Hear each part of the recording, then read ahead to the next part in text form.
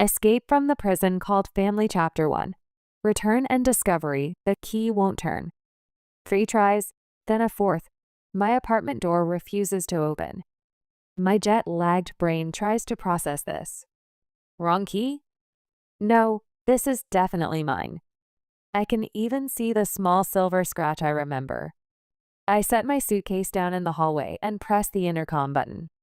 My own apartment's intercom. Coming. The moment I hear that voice, my blood runs cold. Jessica. The door opens.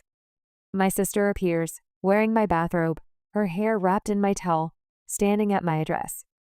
Oh, she says, phone pressed to her ear, looking down at me. You're back already? As if my returning home ahead of schedule somehow inconveniences her. Why, my voice trembles. Why is Jessica in my apartment? I'm talking to Mom and Dad. She waves her phone. It's on speaker. Amy, can you hear me? My mother's voice echoes from my kitchen. Welcome home, Amy. Jessica's been staying over for a bit. Your apartment was empty, wasn't it? Empty. My space that I worked to earn was empty. Come in. Jessica turns and walks into my living room. Scattered across my floor are shoes I've never seen, heels, sandals, boots. Each pair probably costs more than my monthly salary. I drag my heavy suitcase inside, into my own apartment, like I'm being invited in. On my sofa sits a silk blouse I don't recognize, tags still attached. The table is littered with perfume bottles, cosmetics, and bank statements. My meticulously organized space looks like a high-end boutique fitting room. Dad, Amy's back, so explain. Jessica sets the phone on the table. My father's voice. Amy, don't make a big deal. Jessica's going through a tough time with the divorce. We're family. Helping each other is natural. My throat tightens. Without asking me? Asking? My mother's voice turned shrill. You were playing around in Europe. Your apartment was sitting empty the whole time. Playing around. My first completely personal success in life. And she calls it playing around. Where are my things? I scan the bedroom. I moved some stuff to make space, Jessica says, examining her nails. Nothing important. Nothing important. My photo frames, my books, the small mementos I've collected, nothing important. I feel my knees shaking. Anger, sadness, or the weight of something accumulated over the years. I'm going to check on my car. I grip my keys tightly. Amy, wait. My father's voice echoes from the speaker. But I'm already in the hallway, repeatedly pressing the elevator button. Down to the parking garage, to my space 247. It was empty. Standing alone on the concrete floor, I laughed. I actually laughed out loud. My car, the one I saved 3 years to buy, registered in my name, was gone. My phone rings. Dad. Amy, listen calmly. Where? My voice comes out calmer than expected. Where is my car? We sold it. Jessica needed money to start her new life. Sold it. They sold my car. Amy, are you listening? I hang up. The fluorescent lights hum overhead. My shadow stretches long across the concrete wall. Maybe I've been here all along, for years, in my family's shadow. But tonight, something changed. I take the stairs up. Not the elevator, the stairs. One step at a time, deliberately. At my apartment door, I take a deep breath. Laughter drifts from inside. Jessica's voice, and my parents through the phone. I insert my key. This time it turns properly. I open the door and say, get out. Fragments of memory, but getting here had been a long journey. I was 12 years old. End of summer vacation. All my friends had new laptops. We'd been told they were necessary for school projects, but my house only had one desktop computer. Jessica monopolized it for downloading music. Save your allowance and buy one, my mother said. You'll take better care of something you earned yourself. I saved every weekly $5 allowance without spending a cent. When friends bought candy or went to movies, I stayed home, putting coins in my piggy bank. After 4 months, I had $480 in my hands. Dad, look. I showed him the stack of bills proudly. I can buy a laptop. My father barely looked up from his newspaper. Good job, was all he said. That night, Jessica came home wearing new designer jeans. Cute, right? Mom bought them for me. The price tag read $180. Over a third of what I'd saved for 4 months, Jessica had gotten in an instant. Years passed. I run my fingers across the granite countertop, the one I selected after comparing 12 samples. Sunlight streams through windows I cleaned twice this morning, casting golden rectangles across my new hardwood floors. My apartment. My achievement. The deed bears my name alone. The doorbell rings, sending anxiety through my chest. They're here. I smooth my blouse and open the door to my mother's critical gaze scanning the entryway.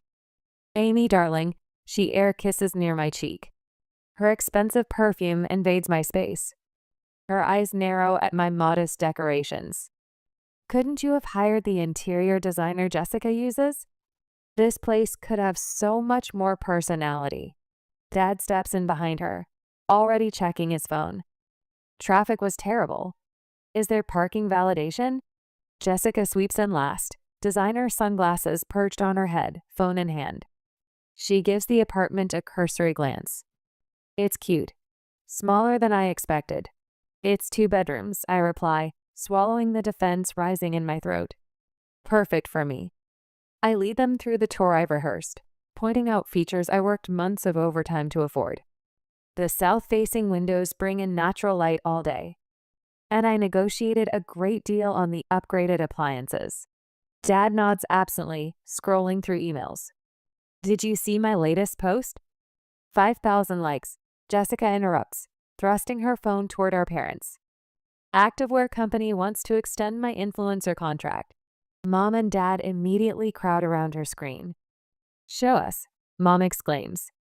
Your social media is really taking off. That's my girl. Dad beams, suddenly attentive. Always knew you'd make a name for yourself. I stand forgotten by my carefully selected kitchen backsplash. I got promoted to senior manager last week. I offered during a lull. 3 years instead of the usual 5. That's nice, dear, Mom says without looking up. Now, about Jessica's influencer collaboration. Just like when I was 12.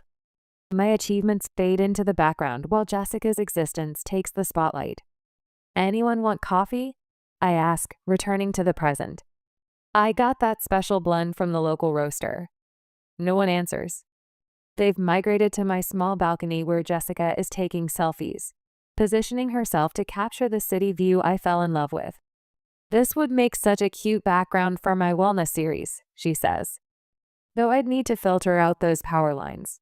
My parents nod appreciatively as if she's discovered something I never noticed. They leave early because Jessica has a thing. I stand in my quiet apartment, feeling a hollow victory. Weeks later, I'm at the dealership signing papers for my new SUV. Not brand new, but new to me. 3 years of saving while driving a car held together with hope and duct tape. The salesman hands me the keys. Congratulations, Ms. Morgan. She's all yours. Pride swells in my chest as I run my hand along the sleek silver exterior. I worked for this, every dollar earned through early mornings and late nights. When my family arrives for Sunday dinner, I park prominently in the driveway. Nice car, Dad says, giving it a cursory glance. It's the mid-range model, I explain. Good safety ratings, and I negotiated them down $3,000. Jessica circles it, expression unimpressed. Why work so hard?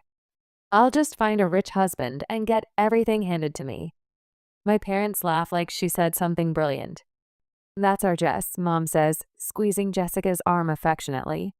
Always thinking ahead. I stand beside my car, fingers tightening around my keys as I force a smile. This moment of achievement, like all the others, dissolves into the background of Jessica's existence. I follow them inside, the familiar weight settling on my shoulders, the weight of being perpetually second best in the eyes of the people who should see me most clearly. But what they don't see is the resolve hardening inside me. What they don't know is that one day they'll push too far. And when that day comes, they'll discover what I'm truly capable of. The turning point, I stand in a cramped fitting room watching my sister twirl in her $25,000 wedding gown. The silk rustles like money changing hands, diamonds catching light at her throat. Perfect. Mother breathes, eyes glistening. Absolutely perfect. I adjust the bridesmaid dress they've selected, a shade that washes out my complexion and a cut that does nothing for my figure. The price tag alone could cover my monthly mortgage payment. Tyler's family has connections to everyone, Jessica emphasizes, examining her reflection from another angle. This wedding is going to be featured in 3 different magazines. Mom fusses with Jessica's train, spreading it out to maximize dramatic effect. Our daughter has truly made it. I catch my mother's gaze in the mirror as she looks at me. This is what real success looks like, Amy, she says, her voice honey sweet but eyes sharp. Not everyone understands the value of making the right connections. I bite my tongue until I taste copper. Across the boutique, I notice Tyler's mother and sister exchange a glance. I recognize concern masked as politeness. They see what my parents refuse to acknowledge. Jessica's destination honeymoon invitation arrives through Instagram. Their Maldives trip fills my feed for 2 straight weeks. Overwater bungalows, champagne at sunrise, designer swimwear meticulously arranged on pristine sand. My promotion email arrives the same day as Jessica's posts of her new Range Rover. Congratulations, the subject line reads. Director of Marketing, effective immediately. I pour a glass of wine and update my investment portfolio spreadsheet, adding the new salary figures. The numbers grow steadily, not glamorous, but solid, real. When I drive to my parents' for Sunday dinner, Jessica's gleaming sports car dominates the driveway. Inside, she lounges on the couch, scrolling through her phone. Just ordered the most incredible Hermes bag, she announces without looking up. Tyler's bonus came through early. I set down the dish I've brought, homemade lasagna, still warm from my oven. That's nice, I say.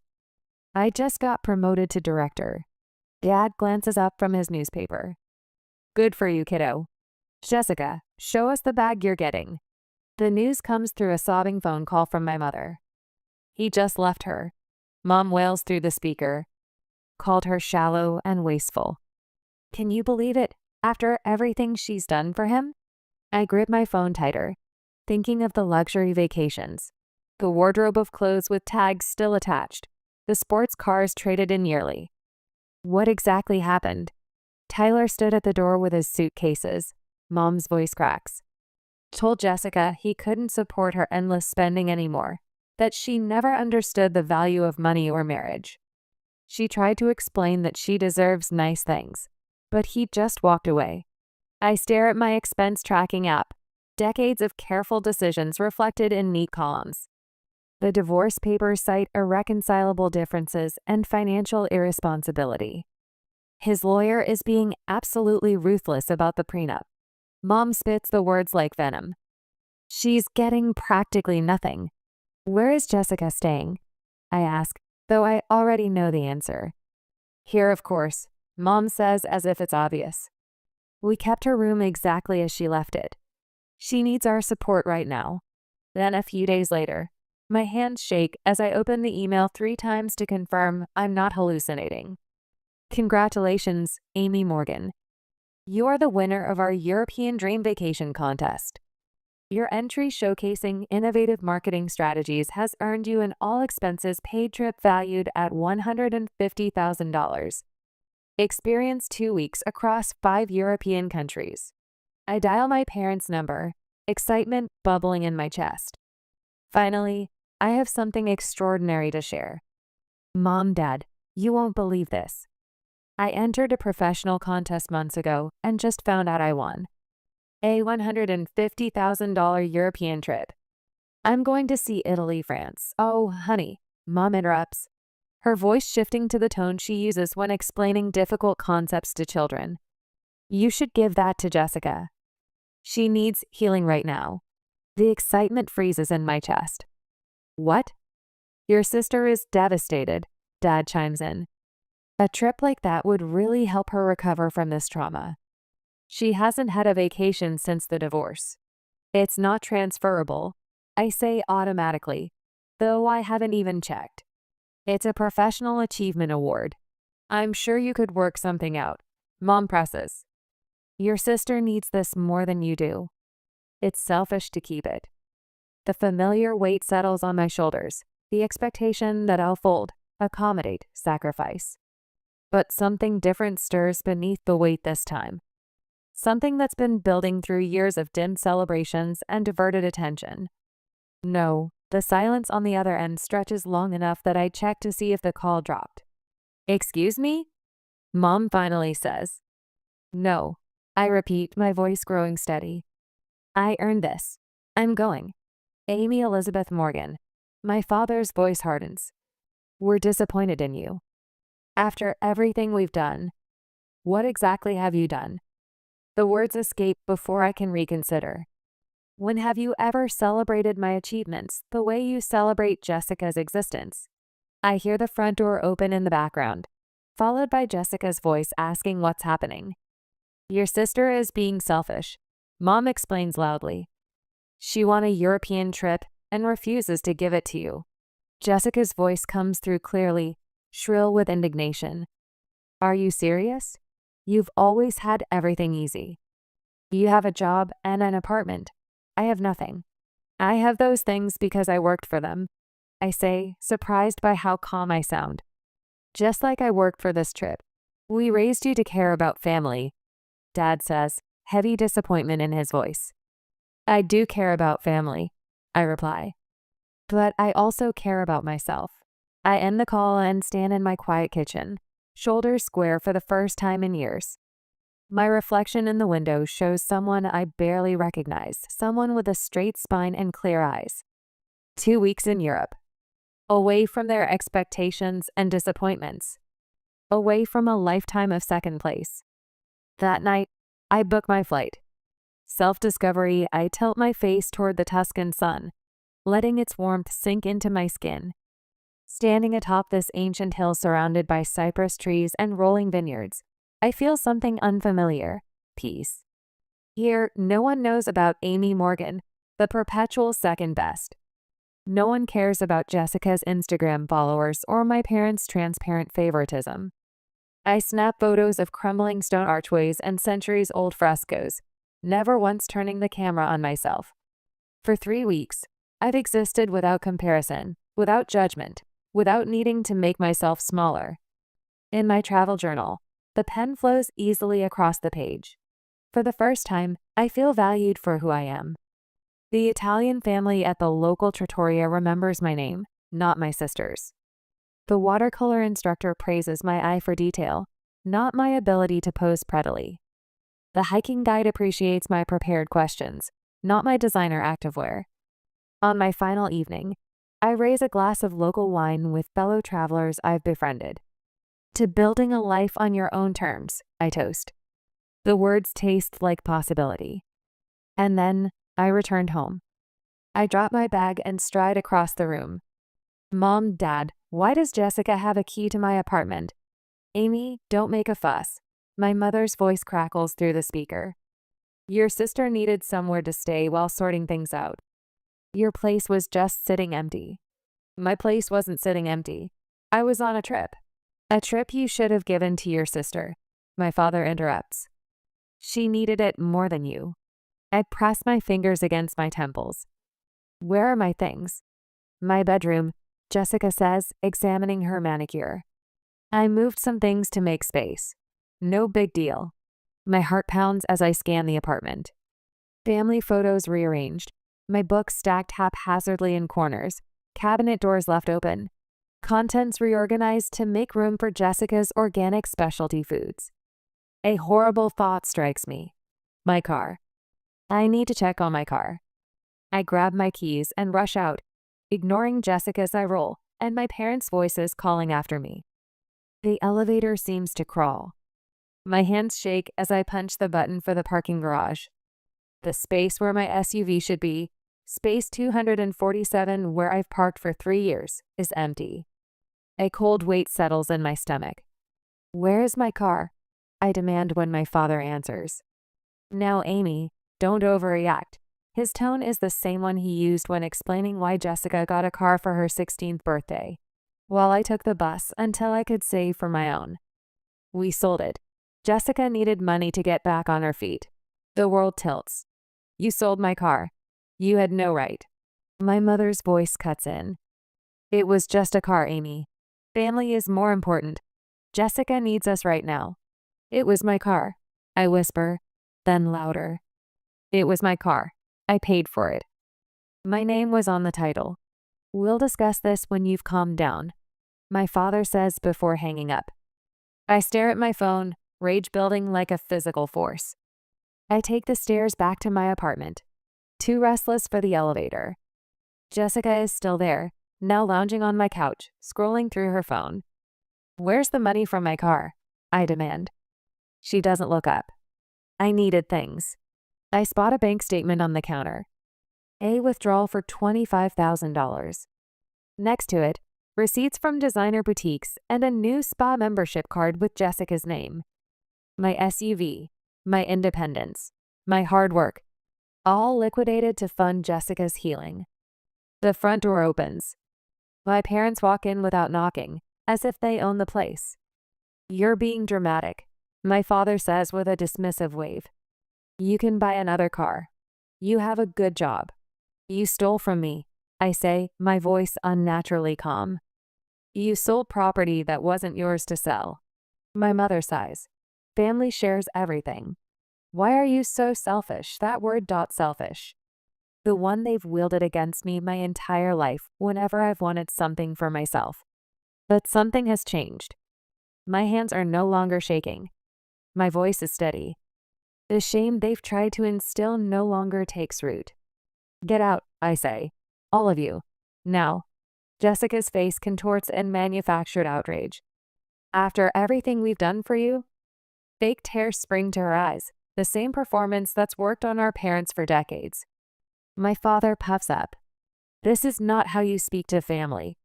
You've done nothing but take. I cut him off, my voice ice cold.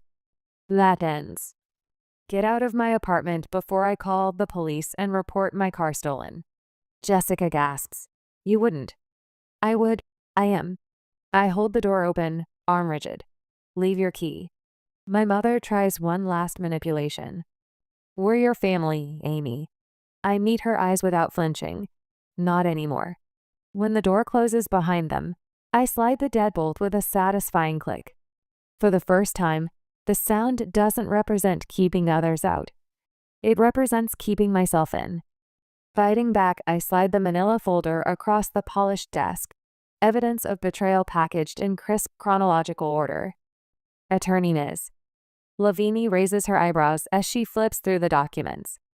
They had no legal right to sell property registered in your name, she says, her voice sharpening as she examines the car title. My name in bold black letters.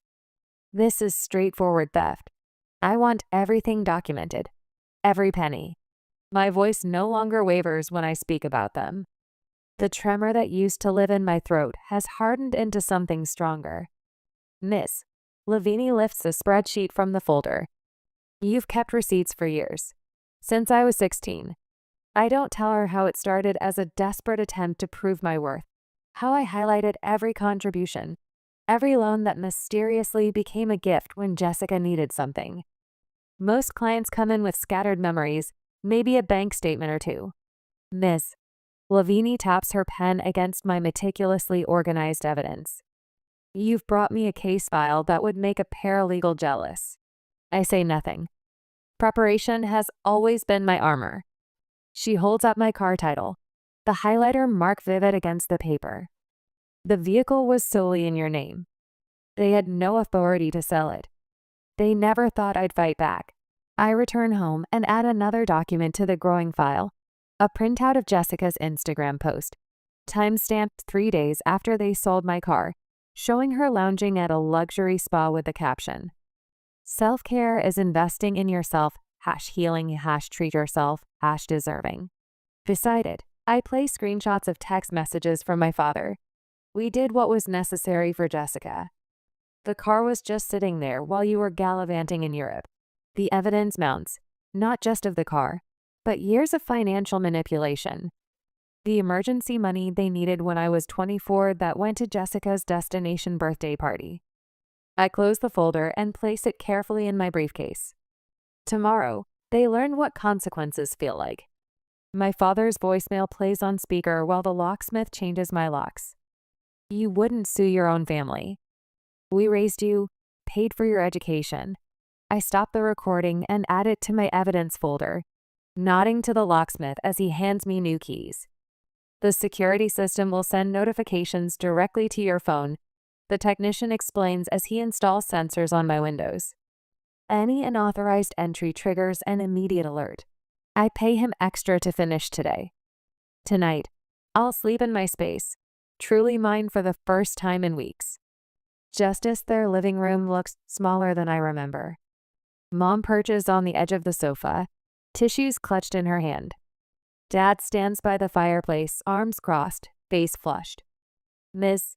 Lavini sits beside me, her briefcase open. You have two choices, I state, my voice steady. $30,000 plus damages, or we proceed to court. We don't have that kind of money. My mother's tears flow freely, the same tears that once paralyzed me with guilt. Dad slams his hand against the mantel. This is extortion. This is justice, Ms. Lavini corrects, her tone professionally detached. The documentation is comprehensive. Unauthorized vehicle sale, misappropriation of funds, pattern of financial exploitation. Exploitation? My mother's tears evaporate. We're her parents. Yes, I say. And parents shouldn't steal from their children. Where are we supposed to get $30,000? Dad demands. I look around the house I grew up in, the house they remortgaged twice to fund Jessica's whims. Then you'll need to sell the house. You have 30 days to make arrangements. My mother gasps. My father's face drains of color. Amy, he starts, his voice softening into the cajoling tone that once worked so well. Sweetheart, we can work something out as a family. We already tried that approach. I close my copy of the legal documents.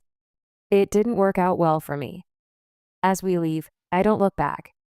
The weight that's lived between my shoulder blades for decades feels lighter with each step. Is it really revenge when you're simply demanding justice? The thought follows me to the car, where for the first time, I allow myself a small smile. They never imagined I would fight back. They're about to learn that years of dismissal and theft create a formidable opponent. I straighten my navy blazer and check my reflection in the courthouse bathroom mirror. My hands are steady, a welcome change from the trembling that haunted me after discovering Jessica in my apartment. The woman staring back at me stands taller than she did 3 months ago. The door swings open, and I step into the marble-floored hallway where my attorney waits, briefcase in hand. The click of my heels against stone echoes with each deliberate step. Then I see them, huddled together at the far end of the corridor. Mom's eyes are puffy. Dad's shoulders slump beneath his worn suit jacket. Jessica stands slightly apart, scrolling through her phone as if this is all a minor inconvenience. They spot me. Mom rushes forward, arms outstretched. Amy, sweetheart, we can still fix this as a family. Her perfume invades my space, the same scent that filled my apartment when I returned to find a stranger living in my home. This isn't who we raised you to be. Dad steps closer, voice low. Think about what this will do to our reputation, to your mother's health. Is that what you want? I feel familiar pressure building in my chest, the weight of family obligation. For a moment, I'm 12 again, swallowing disappointment as my achievements fade into the background of Jessica's existence. Jessica finally pockets her phone and hisses, "You're destroying our family over a stupid car." The pressure in my chest dissolves, replaced by a clarity that straightens my spine. This stopped being about the car the moment you felt entitled to take what wasn't yours. My voice comes out steadier than expected. It's about taking what wasn't yours. The courtroom doors open. My attorney touches my elbow, and I walk past them without looking back. Judge Carell's glasses reflect the projection screen as my attorney displays the text message from my father. "We sold your car. Jessica needed the money more." The message looms large against the white wall, the casual theft of my property laid bare in 12 simple words. "Ms. Morgan has documented years of financial exploitation by her family members," my attorney continues, clicking through a slideshow of evidence.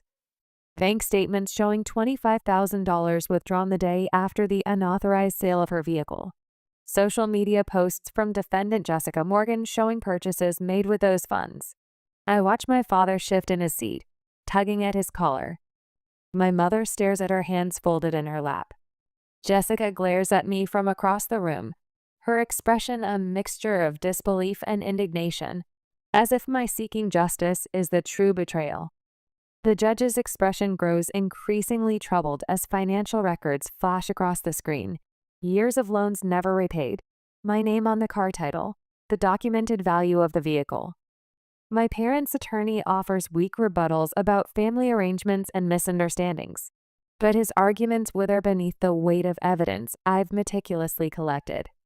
When the judge finally speaks, his voice cuts through the courtroom like a blade. This is a clear case of unauthorized sale of property and financial exploitation. He removes his glasses, fixing my parents with a direct stare. The court finds in favor of the plaintiff. The words hang in the air, years of dismissal and diminishment answered with 6 simple words. The court finds in favor. The defendants are ordered to pay $30,000 for the value of the vehicle, plus $10,000 in damages and all legal fees associated with this case. I hear my father's sharp intake of breath. My mother leans over, whispering something in his ear. His face pales. "We'll lose the house," my mother whispers loud enough to carry in the quiet courtroom. The judge continues speaking, but their words echo in my mind. "We'll lose the house." The home where Jessica was celebrated while I was overlooked, where my scholarship announcement warranted distracted nods while Jessica's C-average graduation inspired a backyard party for 50 guests. I should feel vindicated. Instead, I feel hollow, not from regret, but from the realization that justice doesn't heal wounds. It simply stops the bleeding. 3 weeks later, I drive past my childhood home. The for sale sign sways gently in the spring breeze. A moving truck sits in the driveway, its back doors open like a mouth ready to swallow the remnants of my past. Through the open garage, I glimpse Jessica carrying a box to her car, her face tight with an unfamiliar emotion, reality. For the first time in Jessica's life, she's facing consequences that can't be charmed away or passed to someone else. I don't slow down. I don't stop. My new SUV, nicer than the one they sold, carries me forward while they move backward into a 2-bedroom apartment across town. The symmetry isn't lost on me. My 2-bedroom apartment they once dismissed, now mirrored in their downsized reality. Back home, I stand at my kitchen counter, the one I selected after comparing 12 samples. Sunlight still streams through my windows, casting golden rectangles across my hardwood floors. But something has shifted. The apartment feels different because I am different. The court judgment sits on my countertop, official recognition of my rights. For a moment, I consider framing it a trophy of sorts. Instead, I open a drawer and place it inside, closing it with a soft click. This chapter is closed. I whisper to the empty room. I pull out my phone and scroll to my contacts. Mom, Dad, Jessica. 3 names that once defined my worth, now reduced to digital entries. I no longer need them. Delete, delete, delete. With each tap, the weight I've carried since childhood grows lighter. I take a deep breath, not the shallow kind that braces for disappointment, but the full lunged inhale of someone facing an open horizon. Outside my window, the city continues its rhythm. Inside, the only sound is my breathing, steady and free. I trace my fingers over the engraved nameplate on my office door. Director of Marketing, Amy Morgan. The brass feels cool and solid against my skin, much like the foundation I've built for myself. 3 years ago, I was fighting for recognition in a family that couldn't see me. Now executives seek my opinion across conference tables. Amy, do you have a minute? Tara peeks into my office, her expression earnest. I'm struggling with the presentation for tomorrow. Come in. I gesture to the chair across from my desk, where project briefs and quarterly reports are arranged in precise stacks. Behind me, my Marketing Excellence Award catches the afternoon light. After guiding Tara through her concerns, I sign the final papers for my beach house investment property, a calculated decision after months of research and planning. Congratulations, Ms. Morgan. The realtor beams as I hand her back the pen. It's rare to see someone your age making such sound investments. I smile, knowing what she doesn't, that each signature represents not just financial acumen, but freedom purchased at the steepest price. Later that evening, laughter fills my apartment. 6 friends crowd around my dining table, wine glasses reflecting the warm lighting I've installed since reclaiming my space. These people celebrate my victories without diminishing them, ask about my dreams without redirecting the conversation to themselves. To Amy, Marcos raises his glass, his eyes sincere. Who taught us all what real strength looks like? As their glasses clink against mine, warmth spreads through my chest that has nothing to do with the wine. My smile reaches my eyes, unforced and genuine. Late at night, I stand alone on my balcony, looking down at the city lights. Wind blows through my hair. My phone lights up with a new message. I don't recognize the number. Amy, this is Mom. New phone number. Please talk to us. I delete the message before finishing it. I place my hands on the balcony railing and gaze at the city lights. Each light represents someone's life, someone's choices, someone's possibilities. I don't look back. I don't look down. I look forward. 6 months later, I'm driving along the coastline. My new SUV's windows are down, salt air flowing through my hair. The radio plays music.